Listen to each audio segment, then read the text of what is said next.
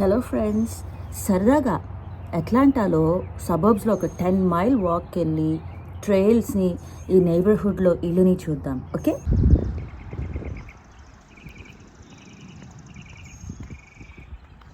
ఇగో మన beautiful walking trial ఇక్కడి నుంచే స్టార్ట్. అసలు ఆ గ్రీనరీ ఉండి ఎంత బ్యూటిఫుల్గా ఉందో కదా ఆ ట్రైల్. అట్లాంటా సబర్బ్స్లో అక్క వాళ్ళు ఉంటారు. ఇక్కడికి వచ్చినప్పుడల్లా one of my favourite things ఈ వాకింగ్ ట్రైల్స్లో వాక్ చేయటం. నేచర్ ఇంటి వెనకాలే ఉంటుంది. ఎంత వాక్ చేయాలన్నా ట్రీస్లో, మంచి ప్యాత్లో వాకింగ్. అన్ ఎక్సర్సైజ్లో కంటే honestly walking is the best exercise.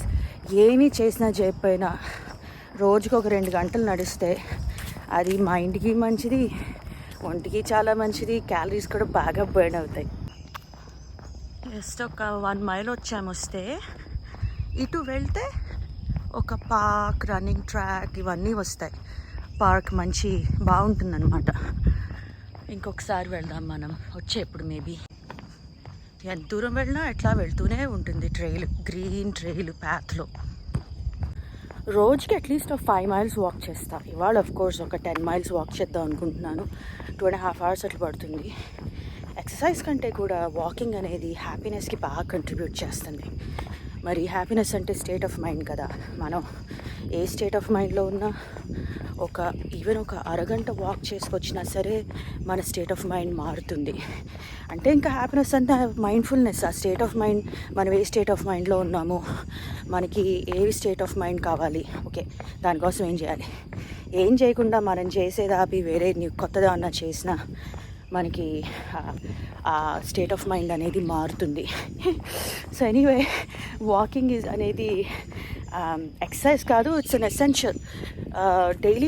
Daily రొటీన్లో మనం ఇన్కార్పొరేట్ చేసుకుంటే మనకి చాలా బెనిఫిట్ ఉంటుంది. కొన్నిసార్లు అలసిపోయినప్పుడు కూడా, ఇప్పుడు బాగా అలసిపోయి కౌచ్ మీద కూర్చున్నప్పుడు కూడా ఇట్లా కూర్చుంటే ఇంక ఇట్లానే ఉంటుంది కదా అలసిపోయినట్టు. అదే పుష్ చేసుకుని వాక్కి వెళ్ళి వస్తే ఒక 1/2 hour 1 hour ఎనర్జీ వస్తుంది బాగా, అదర్ థింగ్స్ చేయటానికి. అదిగో అసలు ఆ ప్యాత్ చూస్తుంటే ట్రైల్ మెలిక తిరుగుతూ ఏదో ఎథీరియల్గా ఉంది కదా, ఏదో వరల్డ్లోకి వెళ్ళినట్టు. లుక్ అట్ దిస్, ఈ ట్రీస్ అన్నీ క్యానపీ లాగా వచ్చి అక్కడ ఎండలో ఒక లైట్ ఉండి, అబ్బో బ్యూటిఫుల్. అంతా లైట్ని కవర్ చేసేసి క్యానపీ ట్రీస్ అయితే. ఇక్కడ నుంచి ఒకసారి చూపిస్తే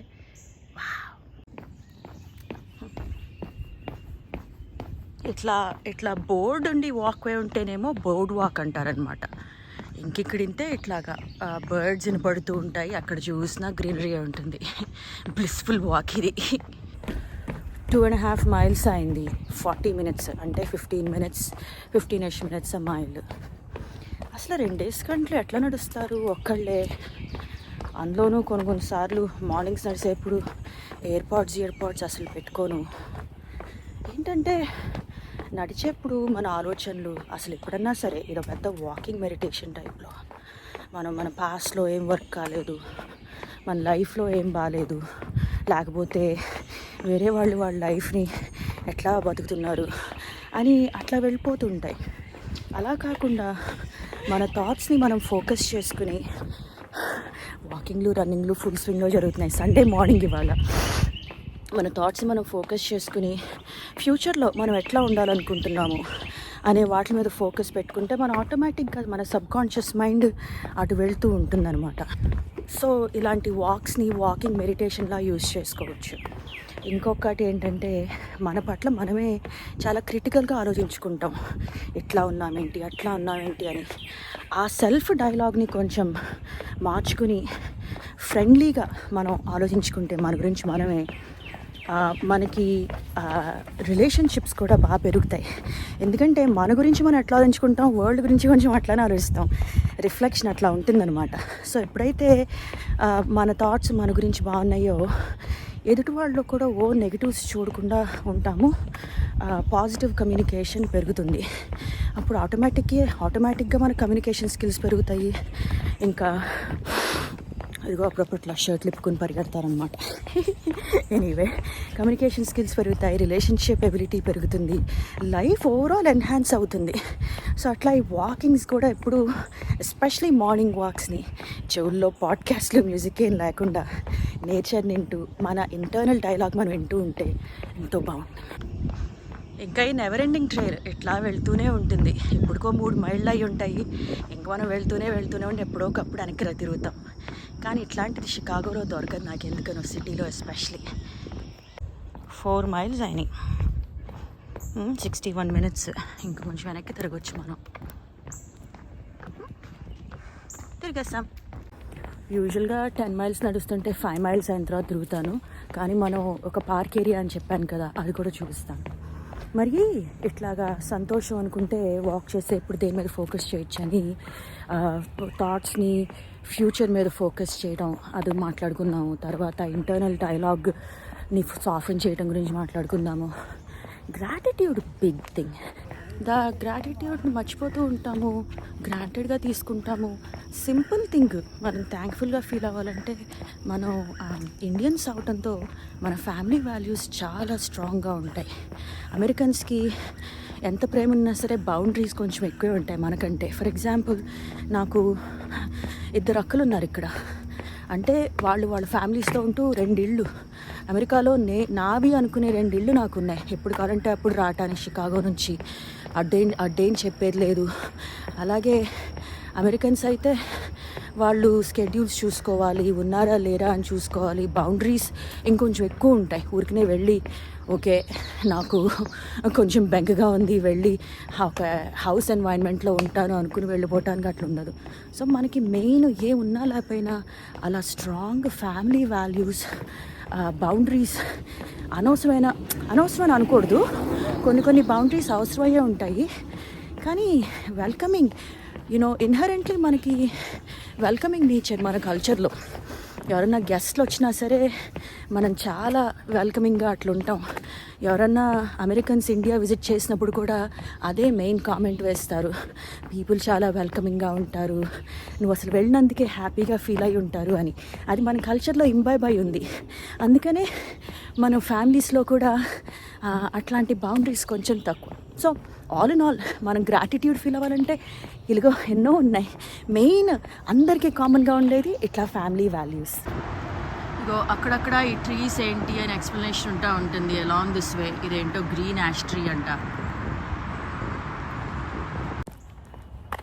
అబ్బా 5.78 miles అయింది. ఇప్పుడే కొంచెం ఇంకా కాళ్ళు అట్ట కొంచెం నొప్పి పెడుతున్నట్టుంటాయి.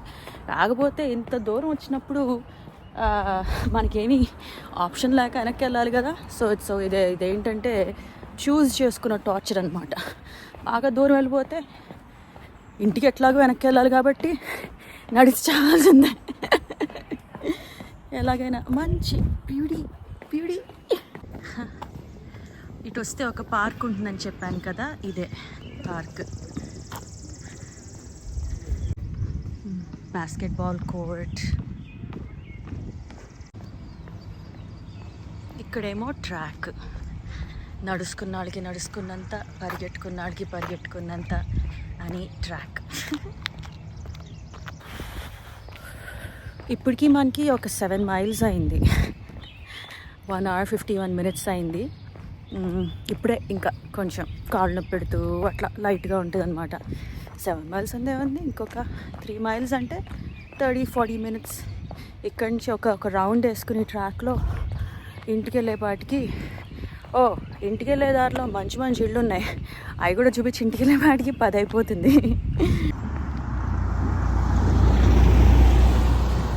మన కమ్యూనిటీలోకి వచ్చేసాము. ఈ కమ్యూనిటీలో ఇళ్ళు చాలా యూనిక్గా బాగుంటాయి. ఒక్కొక్క ఇల్లు స్పెషల్గా ఉంటుంది. ఇదేమో మంచి వైట్ కలర్లో ఒక ఇంగ్లీష్ హోమ్ లాగా ఉందా. ఇది చూస్తేనేమో బ్రిక్లో ఉంది, కొంచెం డిఫరెంట్గా. అట్లా ఎవ్రీ హౌస్ యూనిక్గా ఉంటుంది. ఈ ఇల్లు ఎవ్రీ హౌస్ యూనిక్గా ఉంటుంది. ఎండ వచ్చేసిందిగా, కొంచెం ఏదో అలా టోపీ పెట్టుకోవాలి ప్రొటెక్ట్ చేస్తున్నట్టు. ఇదిగో ఇక్కడ ఎదురుగా వెళ్ళేమో మన ఫ్రెండ్ ఇల్లు, ఇక్కడ వాళ్ళ గృహప్రవేశం చేసుకుంటున్నారు, అందరూ బయట ఉన్నారు. ఇదనమాట కొత్త ఇల్లు. ఇదిగో వీళ్ళందరూ మన ఫ్రెండ్సే.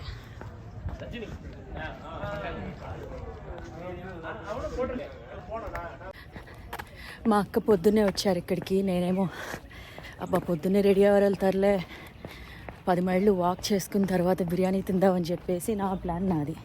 అయితే ఇప్పుడేమో మా చిన్న నీస్కి కమ్యూనిటీలో టెన్నిస్ మ్యాచ్ ఉంది, వెళ్ళి కొంచెం ప్రాక్టీస్ బాల్స్ కొట్టాలి, అందుకని తొందరగా వెళ్తున్నాను అనమాట.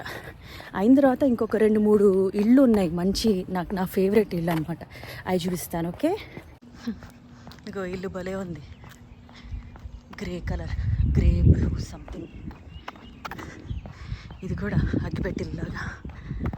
లుక్ ఎట్ దిస్, వావ్, భలే ఉంది కదా.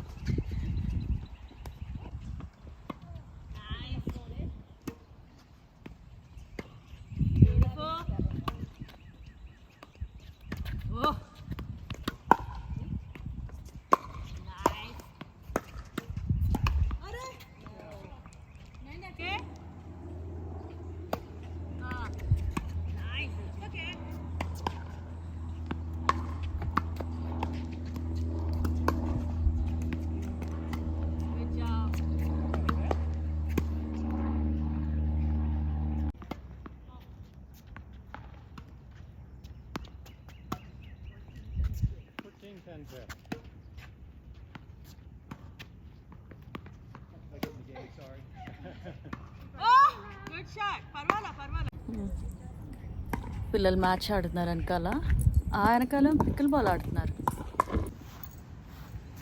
నాకు ఈ నైబర్హుడ్లో ఇష్టమైన క్యూట్ హౌసెస్లో ఇదొకటి.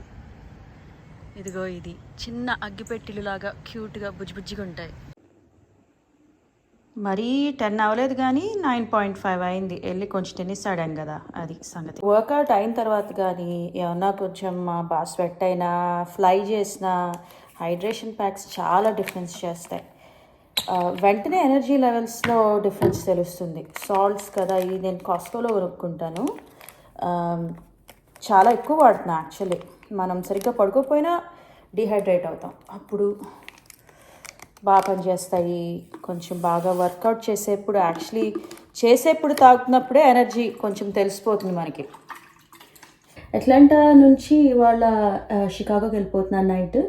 ఇప్పుడు నూనె అయ్యింది, సో ఒక సిస్టర్ ఇంటి నుంచి ఇంకొక అక్క ఇంటి దగ్గరికి వెళ్తున్నా. అక్కడ లంచ్ చేసి అక్కడ నా ఫ్యామిలీని చూసి అక్కడి నుంచి ట్రైన్ స్టేషన్కి వెళ్ళిపోయి ఎయిర్పోర్ట్కి వెళ్ళటానికి, అది ప్లాన్ ఇప్పుడు.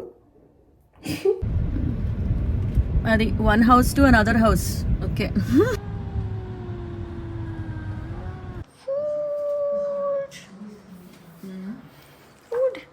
goat biryani. Ooh, yum, goat. That's what I want. And maybe boneless chicken biryani. Chicken dum, boneless. Okay. Pepper chicken. Chicken 65. You're dazed, aren't you? Oh, Telugu ఎట్లా మాట్లాడుతున్నా ఇట్లా బాగా? Say hi. Hi. Biryani time is the best. Okay. So, it's good to see me. Yeah. You look cute. You too?